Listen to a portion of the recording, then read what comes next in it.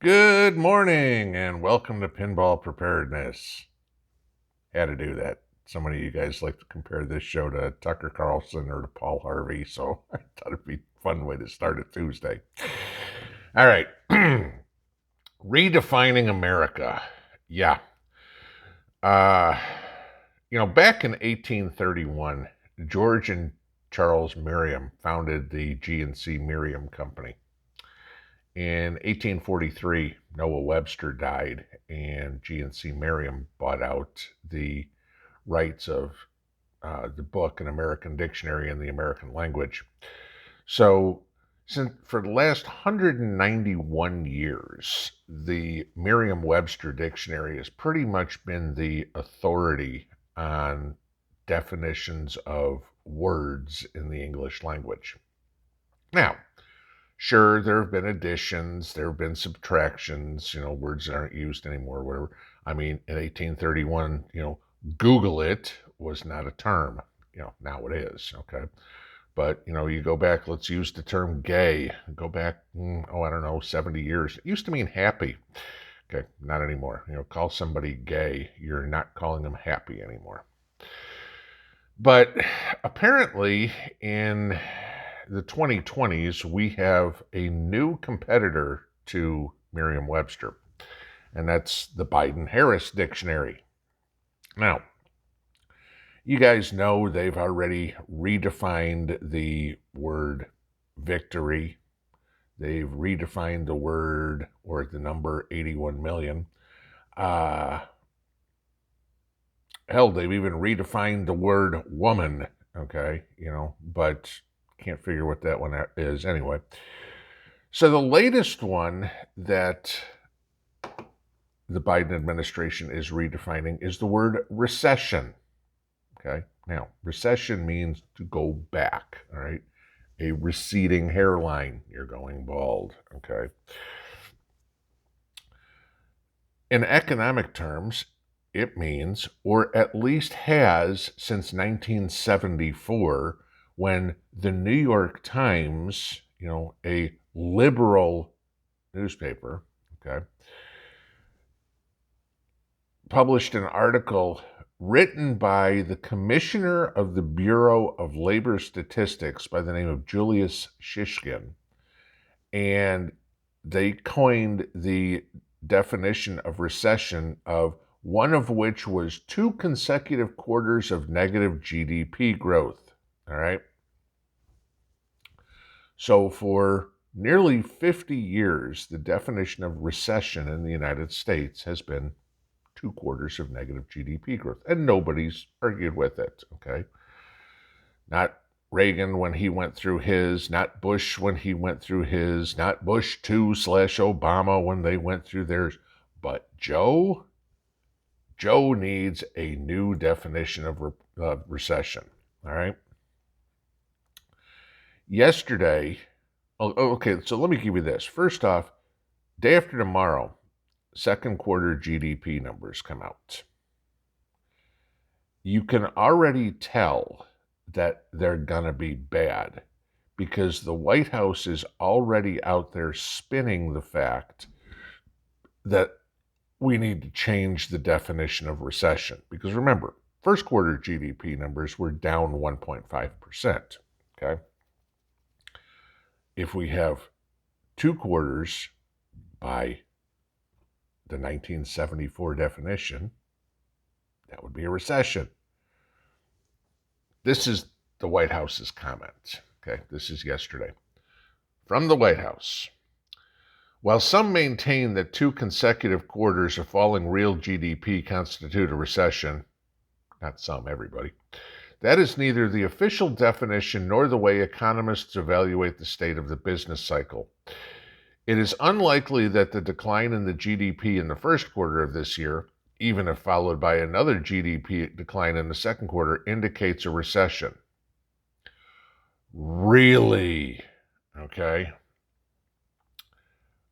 Then you had White House National Economic Council Director Brian Deese come out, quote, say, a second consecutive quarter of negative GDP growth, I still love that term, okay, was technically not a recession. I mean, negative GDP growth. The non-winners in the baseball game last night, you know, duh. All right, negative growth. There's no such. It's called loss.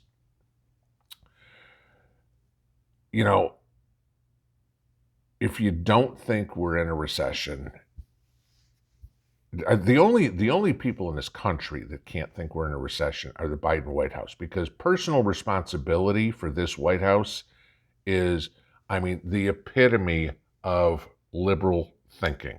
All right, you are never responsible for anything you do. It's always somebody else's fault. I'm sorry, Your Honor, I didn't. That tree jumped out in front of me when I hit it with my car. Couldn't have been my fault. It's not Biden's policies that have caused all this economic debacle. It's Putinflation. It's big oil. It's Congress. It's the pandemic. It's not. No, it's not Biden's fault whatsoever. Okay? But if you don't think we're in a recession, let me give you the absolute perfect example. Too big to fail. We all remember that. Essential businesses. We all remember that, right? Mom and pop hardware stores got to close, but Walmart and Amazon, they can stay open. They're essential. Remember that they have to be there. The world will collapse without Walmart and Amazon. Amazon reported earnings last night. Okay. Let me give you this. The way they are described was a train wreck. Now, let me give you this. Walmart, which obviously is the biggest company in the retail sector, bar none, okay, said they changed their guidance going forward for the rest of the year, for the next 6 months, all right, what they expect to happen based on current business conditions. Walmart, up until yesterday, had predicted a 1% loss for the rest of the year, okay, based on excess inventory they'd already paid for, have on the shelves, haven't sold yet, et cetera, et cetera, et cetera. Cost of food, cost of fuel, et cetera. Walmart came out yesterday and said its profits will drop this year between 11 and 13%. Okay? From -1 to -11. Let me tell you what the definition of depression is. Depression is a severe 10% drop in GDP for 2 consecutive quarters. Okay, that is a depression. Now, -1 to -11, that's 10%. Walmart's economy is in a depression. Why? Well, they're too big to fail. They're essential. Okay. Think about what Walmart sells. Everything from soup to nuts. You can go buy tennis shoes, school supplies, toothpaste, canning jars, and motor oil there. Okay? You name it. However, when you're paying 10% of your paycheck at the gas station, 20% of your paycheck at the grocery store, there ain't a whole lot of money left for tennis shoes, school supplies, toothpaste, canning jars, and motor oil. So Walmart sales are dropping off a cliff. That is exactly where we are heading, okay? Off a cliff. When companies' profits go down significantly like this, so does the stock market, all right? If we look at what Walmart did after hours, it reported its earnings after hours last night, okay? And in after-hour trading last night, Walmart was down 10%. And if I look at futures on it right now, and here it is, it's 5:15 in the morning, okay? Pre-market down $11.51, okay? Walmart is now currently trading at 5:15 in the morning at $120 a share. I want to give you this for an example. April 20th, okay, so 3 months ago, Walmart was trading at $160 a share, okay? 25% drop in a quarter for Walmart. Too big to fail, right? 25% drop. That ain't good. All right. So that's redefining recession, okay?